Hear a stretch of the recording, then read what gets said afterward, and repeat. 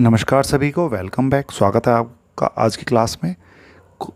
आज हम करेंगे अपने पेपर, जो हमारा पेपर चल रहा था अभी, इसका सेक्शन डी, जिसके अंदर 4 क्वेश्चन आते हैं और हर क्वेश्चन 5 मार्क्स का है। तो सबसे पहला क्वेश्चन है इसका 32। कह रहा है it is given that the side A B B C and median A D of a triangle A B C are respectively proportional to the side P Q Q R and median PM of triangle PQR. Show that ABC similar to triangle PQR. सबसे पहले diagram बनाते हैं। Diagram में कह रहा है कि एक ट्रायंगल है ABC और दूसरा ट्रायंगल है PQR। अब AD is the median and the PM is the median। दिया क्या है कंडीशन में कि AB अपॉन में पी क्यू, कि इसका और इसका प्रपोर्शन, बी सी अपॉन में क्यू आर, इसका प्रपोर्शन, ये पूरी side, and third is a D upon में पी एम, इसका प्रपोर्शन हमें दिया हुआ है। और मुझे प्रूव करना है कि triangle A B C similar triangle P Q R. तो देखो इसके लिए क्या क्या कंडीशन है। साइड साइड साइड्स, या तीनों साइड्स का प्रोपोर्शन इक्वल हो, या साइड एंगल साइड, या दो साइड एक एंगल का प्रोपोर्शन इक्वल हो, या फिर एंगल एंगल, दो एंगल अगर इक्वल हैं तो मैं कह सकता हूं कि triangle A B C similar to triangle P Q R. तो देखो पहले इसको समझते हैं, इसकी माइंड मैपिंग करते हैं। मुझे प्रोपोर्शन दिया हुआ है ए बी अपॉन में P Q, B C upon में क्यू आर। अगर मुझे ए सी और पी आर का प्रोपोर्शन मिल जाए तो क्वेश्चन सॉल्व हो जाएगा। या फिर दो साइड्स मुझे दी हुई हैं, एक एंगल मुझे मिल जाए तो ये प्रूव हो जाएगा। तो देखो हम कोशिश करते हैं इसको कैसे कर, इसके थ्रू प्रूव करने की, कि दो साइड्स मुझे दिया हुआ है, बस ये मुझे एंगल इक्वल करना है। अब ये एंगल इक्वल देखो मैं कैसे करूँगा। ट्रायंगल ए बी डी में ये और ये तो इक्वल है ही, सॉरी, ए बी अपॉन में पी क्यू तो गिवन ही है, और इधर से ए डी अपॉन में पी एम मुझे गिवन है। इन छोटे वाले ट्रायंगल में दो साइड्स का प्रोपोर्शन मुझे गिवन है। थर्ड में देखो कह रहा है कि बी सी अपॉन में क्यू आर, कि बी सी अपॉन में क्यू आर। अब देखो मीडियन क्या करती है, अपने बेस को दो इक्वल पार्ट्स में डिवाइड कर सकती है। तो मैं इसको ऐसे ले सकता हूं कि बी सी को 2 ऑफ बी डी अपॉन में 2 ऑफ क्यू एम। भाई ये दोनों पोर्शन इक्वल हैं, तो मैं बी डी का 2 टाइम्स किसके इक्वल हो जाएगा, बी सी के। 2 से 2 कट जाएगा, तो इट मीन्स कि बी डी अपॉन में क्यू एम। तो अगर मैं यहां लिख लूं कि बी डी अपॉन में क्यू एम, तो देखो इस वाले ट्रायंगल का A B D, triangle A B D and triangle P Q M में ए बी अपॉन में P Q, A D upon में पी एम और बी डी अपॉन में क्यू एम, तीनों साइड्स का जो प्रोपोर्शन है वो इक्वल है। तो इट मीन्स ये जो ट्रायंगल है, triangle A B D similar है ट्रायंगल पी क्यू एम के। जब ये ट्रायंगल इसके सिमिलर है तो ऑब्वियसली इसके जो एंगल्स होंगे वो भी इक्वल होंगे, कि एंगल बी इक्वल्स टू में एंगल क्यू। ये मुझे मिल गया। तो अब देखो इस बड़े वाले ट्रायंगल में कि triangle A B C and triangle P Q R, इसमें एंगल बी और एंगल क्यू मुझे मिल गए, इक्वल है। और साइड ए बी अपॉन में पी क्यू और बी सी अपॉन में क्यू आर मुझे पहले से गिवन है। तो side angle side, similarity of criteria से कि triangle A B C similar है ट्रायंगल पी क्यू आर के। सिंपल सा क्वेश्चन था। अब इसका मैं आपको प्रॉपर प्रूफ दिखाता हूं कि मैंने कैसे करा है। तो देखो क्या था प्रूफ। कह रहा गिवन ए बी अपॉन में P Q equals to B C upon में Q R and A D upon में पी एम, ये मुझे पहले से गिवन है। Now A D and P M are the medians of a triangle A B C and P Q R. अब median है तो उसके बेस को दो इक्वल पार्ट्स में डिवाइड करेंगे, तो मैं बी डी इक्वल्स टू लिख सकता हूँ हाफ ऑफ बी सी, या क्यू एम इक्वल्स टू में हाफ ऑफ क्यू आर, बिल्कुल। अब इसको मैं ऐसे भी लिख सकता हूँ कि टू ऑफ बी डी, कि two times of B D equals to है बी सी के, और two times of Q M equals to है क्यू आर के। तो बाय फर्स्ट एंड सेकंड से देखो क्या हुआ कि ए बी अपॉन में पी क्यू, बी सी के बदले मैंने क्या लिख दिया, two of B D, two of B D upon में टू ऑफ क्यू एम, और ए डी अपॉन में पी एम एच डीज। तो टू से टू कट गया, ये कंडीशन आ गई कि ए बी अपॉन में पी क्यू,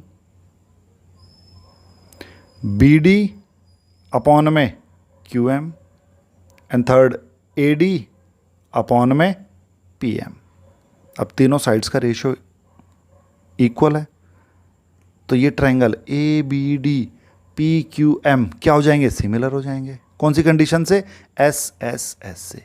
जब ये सिमिलर हैं तो एंगल बी इक्वल्स टू में angle Q, corresponding part of similar triangle C P S T से। कंडीशन आ गई 4। अब हम पूरा बड़ा वाला ट्रायंगल ले लेंगे कि इन triangle A B C and triangle P Q R में एंगल बी इक्वल्स टू में एंगल डी, अब ये भी प्रूव करा है, प्रूव्ड अबव। और ए बी अपॉन में P Q, A B upon में पी क्यू, और बी सी अपॉन में क्यू आर फ्रॉम फर्स्ट, ये तो दिया ही था मुझे। तो by side angle side criteria of similarity triangle A B C similar to triangle P Q R. तो देखो कभी जब ये हो कि एस से एस, तो हमेशा जो प्रपोर्शन कैसे लेना है, ऐसी दो साइड्स लेनी है जिसके बीच में ये एंगल हो। तो दो साइड्स हमारी कौन सी थी, ए बी और बी सी, क्यू आर और पी क्यू। ऐसे नहीं ले सकते कि अगर हम ये मेरी साइड्स का प्रोपोर्शन इक्वल है, एंगल में ये ले लूँ, या इस साइड का प्रोपोर्शन है, एंगल में ये ले लूँ, ऐसे नहीं होगा, हमेशा बीच का एंगल लिया जाएगा। ठीक है, सिंपल सा क्वेश्चन था, एनसीईआरटी का ही क्वेश्चन है ये। ठीक है, अब हम करेंगे सर क्वेश्चन नंबर 33। देखो क्वेश्चन नंबर 33 कह रहा है prove that sine theta minus cos theta plus 1 upon में sine theta plus cos theta minus 1 equals to 1 upon में secant theta minus tan theta. देखो शायद ये एनसीईआरटी का एग्जाम्पल है, एनसीईआरटी का एग्जाम्पल। तो देखो कैसे करना है, लेफ्ट हैंड साइड हम लेंगे कि sine theta minus cos theta plus 1 upon में sine theta plus cos theta minus 1। देखो राइट हैंड साइड पर मेरा क्या है, सीकेंट और टेन, तो मुझे इसी में इसको कन्वर्ट करना है कि मेरी जो लेफ्ट हैंड साइड है मैं इसको इसी में कन्वर्ट करने की कोशिश करूँगा। तो देखो अगर मैं ऊपर से और नीचे से दोनों में से कॉस को कॉमन ले लूँ तो क्या बनेगा, मैं ऊपर से कॉस कॉमन ले लिया कि कॉस थीटा। जब हमारे पास कुछ कॉमन लेने को ना हो तो वो चीज़ हमेशा अपॉन में आ जाती है कि साइन थीटा अपॉन में ये क्या बन जाएगा, cos theta, sine theta upon में कॉस थीटा माइनस यहाँ से कॉस लेने पर क्या बनेगा 1, और यहाँ तो है ही नहीं तो अपॉन में आ जाएगा 1 अपॉन में cos theta. Same to same नीचे से भी अगर मैं कॉस थीटा कॉमन ले रहा हूँ तो साइन थीटा अपॉन में कॉस थीटा, कॉमन लेने पर 1 माइनस 1 अपॉन में कॉस थीटा। तो कॉस से कॉस कैंसिल आउट। तो अब ये देखो क्या बन जाएगा, अब ये बन गया कि tan theta minus 1 plus secant theta upon में tan theta plus 1 minus 1 upon में 1 अपॉन में कॉस बन जाएगा सीकेंट थीटा, सीकेंट थीटा। अब यहाँ पर देखो मुझे एक आइडेंटिटी लगानी है, वो आइडेंटिटी क्या है मेरी कि 1 प्लस टेन स्क्वायर थीटा क्या होता है, सीकेंट स्क्वायर थीटा। तो 1 इक्वल्स टू में secant square theta minus tan square theta. ये देखो बेटा ये जो है ना आपको प्रैक्टिस करने से पता लगेगा कि मुझे कहाँ पर कौन सी आइडेंटिटी यूज़ करनी है। तो देखो tan theta -1 plus secant theta upon में tan theta minus secant theta plus 1। अब इस 1 के बदले में आइडेंटिटी को यूज करूंगा।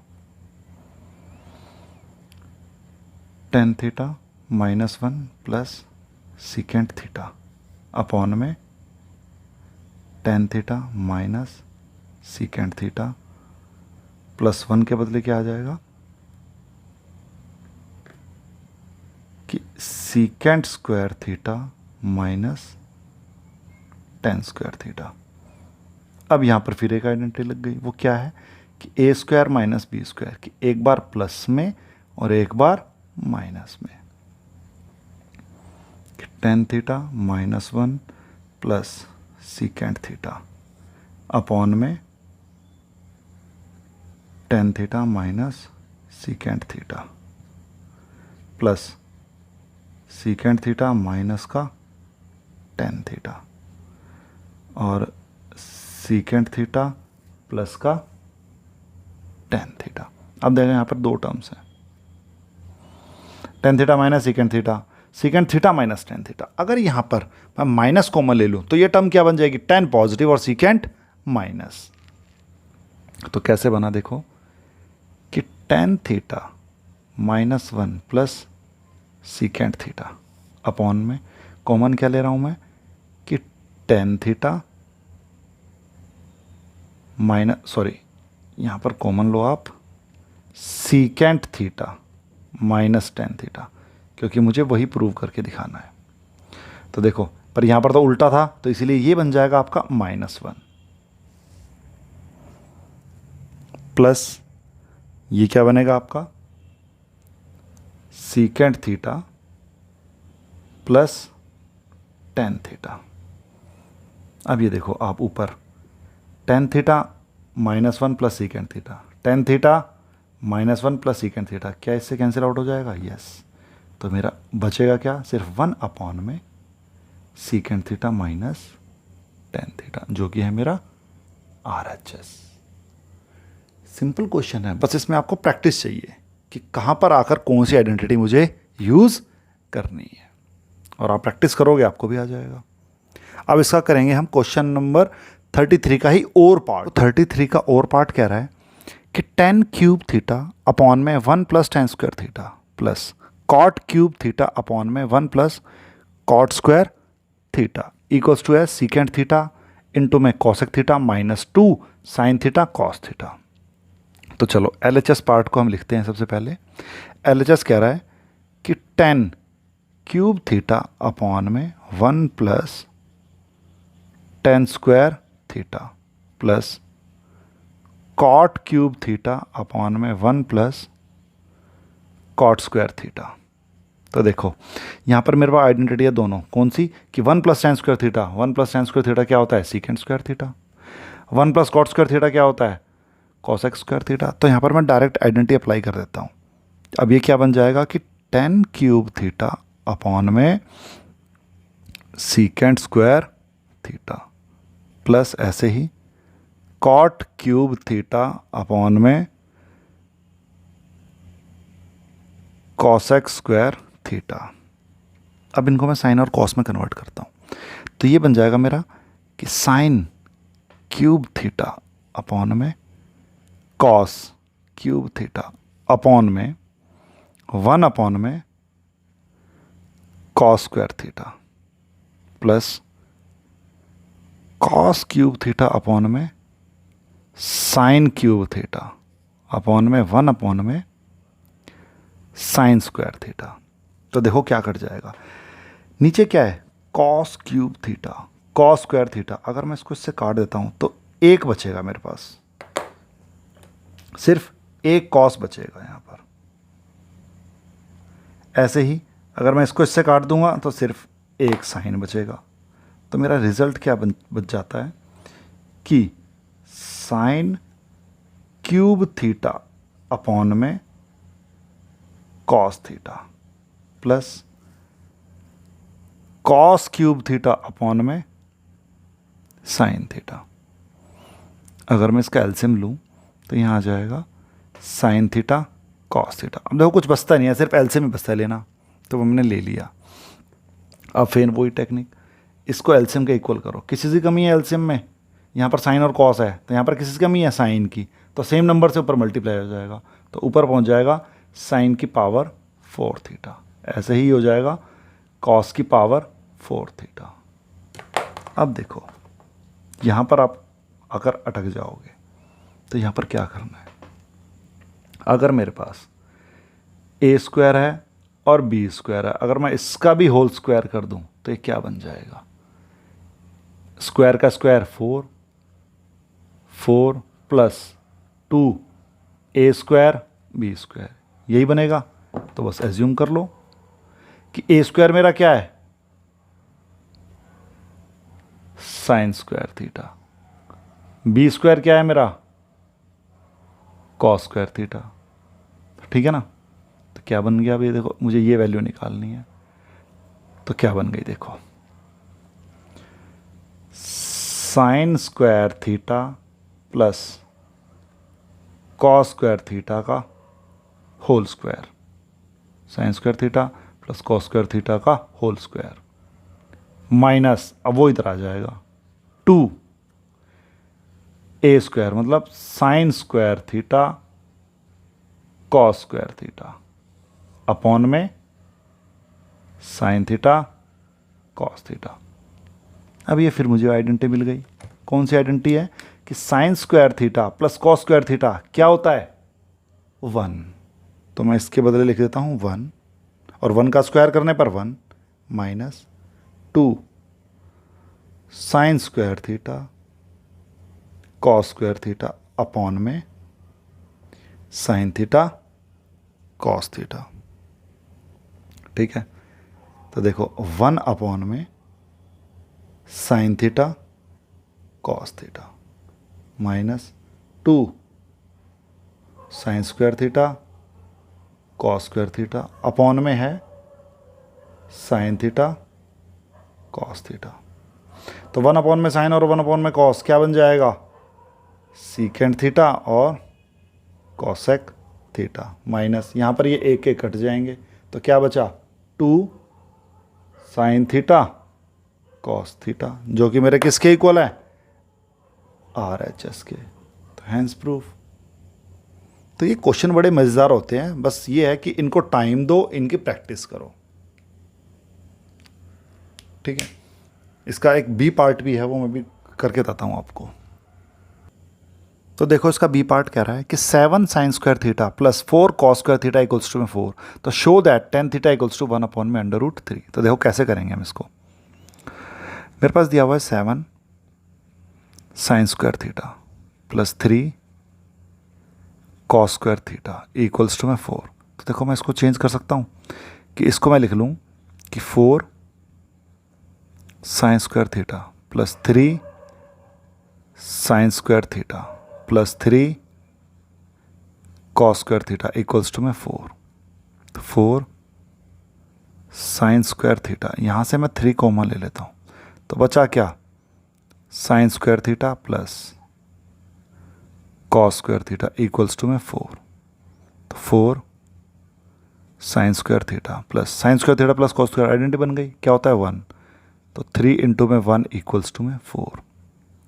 तो 4 sine square theta equals to में 4 माइनस 3, तो sine square theta equals to में 1/4। तो सिर्फ साइन थीटा की वैल्यू क्या आ जाएगी, 1/2। अब 1/2 साइन किस एंगल पर होता है कि थीटा इक्वल्स टू में 30 डिग्री।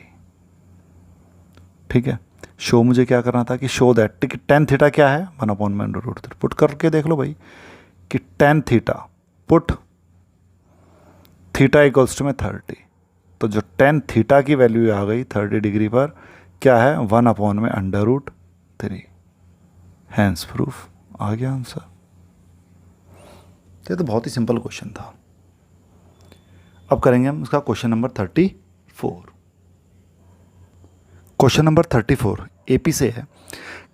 इसका ए पार्ट करते पहले कि the sum of first n terms of an A P is given by S n equals to में 3n² minus 4n. Determine the A P and find its 12th term. तो चलो सबसे पहले दिया क्या है वो देखते हैं. वो कह रहा है कि एस एन इक्वल्स टू है 3n² माइनस 4n.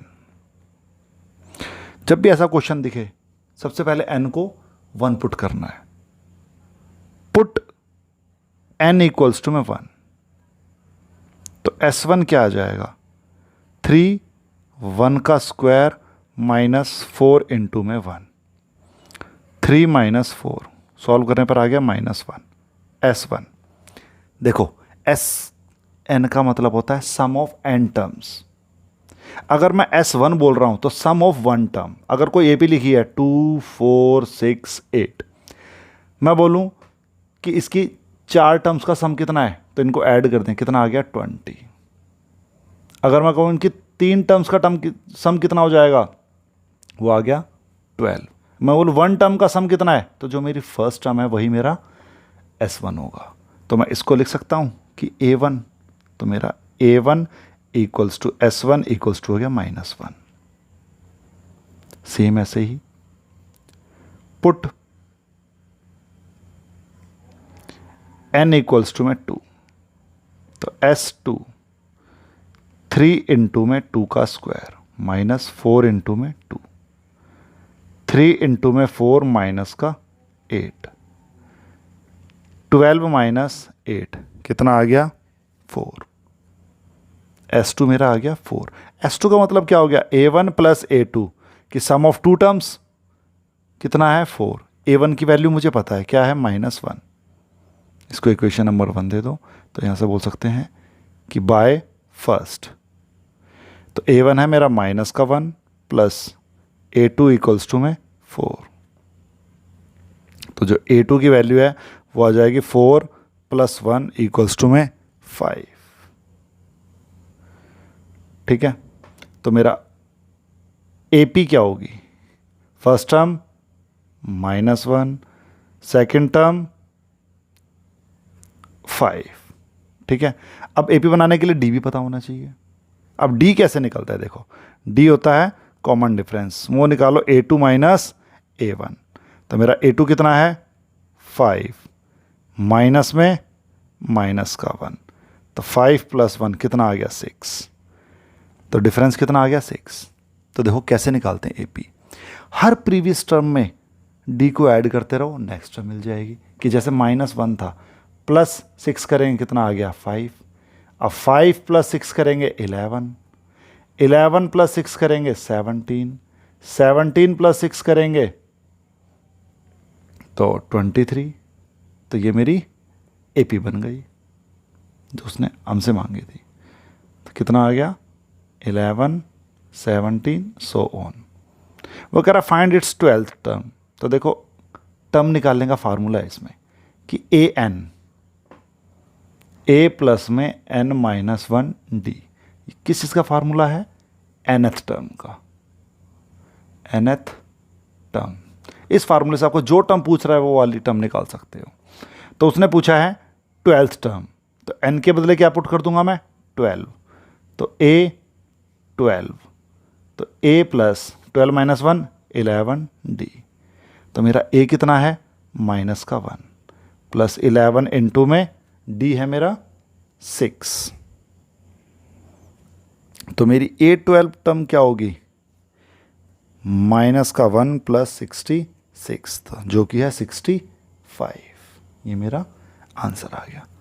सिंपल है. इस चैप्टर में 2 ही फॉर्मूले हैं, एक तो AN का NS टर्म निकालने का और एक है SN का. तो वो क्या है n/2 2A प्लस में n-1D. ठीक है. अभी इसी का एक B पार्ट है, वो भी हम अभी ट्राई करते हैं. B पार्ट कह रहा है कि which term of the sequence 114, 109, 104 is the first negative term. तो सीक्वेंस की बात कर रहा है. सबसे पहले चेक करो क्या ये AP सीरीज बन रही है. देखो 109 में से मैं 114 माइनस करूँगा, कितना आ गया -5. 104 में से 109 माइनस करूँगा, कितना आ गया? -5। जब हर टर्म्स के बीच में सेम डिफरेंस आए तो वो हमारी एपी सीरीज़ होती है। ठीक है, अब इस एपी सीरीज़ का जो फर्स्ट टर्म है वो है मेरी फर्स्ट टर्म ए, क्या है मेरी? 114। और कॉमन डिफरेंस जिसको बोला जाता है डी, वो क्या है मेरा? 109 माइनस 114, कितना आ गया का? 5, -5। ठीक है, उसने कहा कि विच टर्म, कि उसकी कौन सी टर्म, जब भी विच टर्म एनी टर्म की बात आए तो ए एन को याद रखो। जब जिस टर्म के बारे में ना पता हो उसको ए एन, तो ए एन की वैल्यू ए प्लस में एन माइनस 1 डी। कह रहा है इस सीक्वेंस या इस एपी की पहली कौन सी नेगेटिव टर्म है। ठीक है, अब देखो ये सीरीज 114 है, 109 है, 104 है, तो ये माइनस की तरफ जा रही है, कहीं ना कहीं जीरो आएगा या फिर नेगेटिव टर्म आएगी। तो वो कह रहा है कि वो कौन सी टर्म जाके नेगेटिव बनेगी, 5th टर्म, 6th टर्म या 25 टर्म या 29 टर्म, कौन सी टर्म जाके नेगेटिव बनेगी। तो इस क्वेश्चन को देखो कैसे करना है। ए एन लेस देन 0, कि मान लिया मैंने कि जो ए एन है वो टर्म नेगेटिव है, तो अब ए एन का फार्मूला ए प्लस में n minus 1 d less than 0। तो जो जो इन्फॉर्मेशन है पुट कर देते हैं। ए है मेरा 114 प्लस एन गिवन ही नहीं है, डी कितना है? माइनस का 5 लेस देन 0। तो 114 माइनस का 5n प्लस का 5 लेस देन 0। तो 119 माइनस 5n लेस देन 0। तो 119 लेस देन 5n, तो 119 अपॉन में 5 लेस देन n। जब इसको मैं काटूंगा तो 23.8 समथिंग आ जाएगा। ठीक है, तो इट मीन्स जो उसकी 24th टर्म है, 23 टर्म तक तो नेगेटिव पॉजिटिव रहेगा, उसके बाद जो 24 टर्म आएगी वो मेरी क्या होगी? नेगेटिव। तो मैं कह सकता हूं कि n इक्वल्स टू में 24, it will be first negative term. ठीक है, इस क्वेश्चन को ऐसे करना है। क्वेश्चन नंबर 35 हम ट्राई करेंगे। देखो क्वेश्चन नंबर 35 कह रहा places A and B are 100 kilometre apart on a highway. One car starts from A and another from B at the same time if the car travels in the same direction at different speeds, they meet in 5 hours. If they travel towards each other, they meet in 1 hour. What are the speeds of the car? तो देखो इसमें कह रहा है कि दो place हैं, ये है A और ये है B, दोनों ही 100 किलोमीटर अपार्ट है एक दूसरे से, कि 100 किलोमीटर दूर एक दूसरे से हैं। एक कार यहाँ से स्टार्ट हो रही है और एक कार यहाँ से स्टार्ट हो रही है, अपने दोनों ही यूनिफॉर्म स्पीड में। अब वो 5 घंटे के बाद मिलेंगी। जब एक कार यहाँ से जाएगी, ये 5 घंटे में यहाँ पहुँचती है और दोनों मिल रही हैं, तो ऑब्वियसली इसको तेज़ चलना पड़ेगा क्योंकि इसे भी यहाँ मिलना है। और एक पार्ट में एक इधर चल रही है, एक इधर चल रही है, जब वो 1 आवर में मिल रहे हैं तो मुझे इनकी स्पीड्स फाइंड आउट करनी है। तो देखो कैसे करेंगे। Let the speed of car which starts from point A be x kilometre per our. Same ऐसे ही जो पॉइंट बी से स्टार्ट हो रही है, B y kilometre per hour according to question. देखो फर्स्ट कंडीशन में जब वो दोनों सेम डायरेक्शन मूव कर रही हैं तो कितने घंटे में मिल रही हैं वो? 5 आवर में। अगर 1 घंटे की स्पीड 5x है उसकी, तो 5 घंटे में कितनी डिस्टेंस कवर करेगी? 5x। दूसरी कार की y किलोमीटर पर आवर है और ये 5 घंटे में 5y। तो देखो जो पॉइंट ए से स्टार्ट हुई थी उसकी x है, तो 5 घंटे में कितना डिस्टेंस ट्रेवल करा? 5x। बी वाली ने 5y। अब देखो इस पूरे में से अगर मैं इतने को माइनस कर दूं तो मेरा ये क्या आएगा? 100 किलोमीटर इक्वल्स टू में 100। 5 अगर कॉमन ले लूं तो x minus y equals to में 20। Equation first. सिंपल था। दूसरी कंडीशन में कह रहा है कि अगर वो सेम डायरेक्शन में मूव करती हैं, if they travel towards each other they meet in 1 hour. 1 hour में, तो 1 आवर में कितना डिस्टेंस कवर करा? 1 इंटू में x। दूसरी ने 1 इंटू में y। दोनों ने मिलकर कितना डिस्टेंस कवर कर लिया? एक यहाँ से चली, एक यहाँ से, दोनों यहाँ पर आकर मिल गई, तो दोनों ने मिलकर कितना करा? 100। तो x plus y equals to में 100। Simple. Add equation first and second. तो x minus y, x plus y equals to में 20 इक्वल्स टू में 100। 2x इक्वल्स टू में 120। तो x की वैल्यू कितनी आ गई? 60। Put the value of x in equation second। 60 plus y equals to में 100। y इक्वल्स टू में 100 माइनस 60, तो y इक्वल्स टू कितना आ गया? 40। तो speed of car which starts from point A 60 kilometre per our. Speed of car जो B से start हुई थी उसकी स्पीड क्या है? 40 kilometre per our. Simple question था, बस ध्यान रखना है सेम डायरेक्शन मूव कर रही है, कितना डिस्टेंस कवर करती हैं।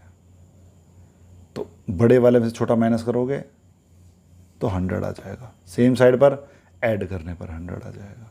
इस बात का ध्यान रखना कि इक्वेशन कैसे बन रही है। बाकी क्वेश्चन ईजी है। इसी में एक बी पार्ट भी है जो और करके दिया हुआ है, वो मैं आपको कराता हूँ। देखो क्वेश्चन नंबर 35 कह रहा है Akhila went to a fair in her village, कि वो अपने गांव में एक मेले में गई। She wanted to enjoy rides on the giant wheel and play hoopla, उसने होपला खेला और जॉइंट व्हील की राइड करी। The number of time she played hoopla is half the number of rides she had on the giant wheel. कह रहा उसने joint wheel की जितनी राइड करी उससे आधा उसने होपला खेला। Each ride cost ₹3 and a game of hoopla cost ₹4। If she spend ₹20 in the fair, find the number of rides enjoy by Akhila on the giant wheel and the number of times she played hoopla. तो देखो उसने hoopla ना giant wheel की ride से half करा है, तो मैं क्या करता हूं, देखो let she rides the giant wheel be 2x। यहां पर मैं 2x ले रहा हूं क्योंकि होपला उसने उसका हाफ करा था। She play hoopla be x times. Simple है, जाइंट व्हील उसने जितना एंजॉय करा उससे हाफ उसने होपला को प्ले करा। ठीक है, अकॉर्डिंग टू क्वेश्चन, बहुत सिंपल क्वेश्चन है। ईच राइड की कॉस्ट कितनी है? 3 और होपला की कॉस्ट कितनी है? 1 टाइम ₹4। टोटल उसने स्पेंड करे 20। तो एक राइड की कॉस्ट 3 है, तो 2x राइड की कॉस्ट कितनी हो जाएगी? 3 इंटू में 2x प्लस एक होपला गेम की कॉस्ट कितनी है 4 और उसने कितनी प्ले करी x, पर उसने टोटल कितना पाउंड स्पेंड करा 20। 6x plus 4x equals to में 20, 10x इक्वल्स टू में 20। तो x की वैल्यू कितनी आ गई, तो यहां पर x इक्वल्स टू में 2। तो finally she played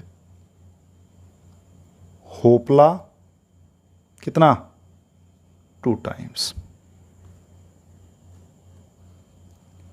she enjoy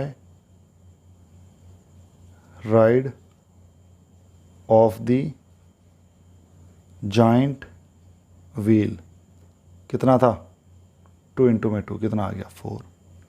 simple सा क्वेश्चन। चलो अब हम नेक्स्ट क्लास में इसका सेक्शन ई करेंगे जो कि केस स्टडी पर बेस्ड है। इसमें 3 केस स्टडी क्वेश्चन आएंगे। ठीक है, चलो मिलते हैं नेक्स्ट वीडियो में।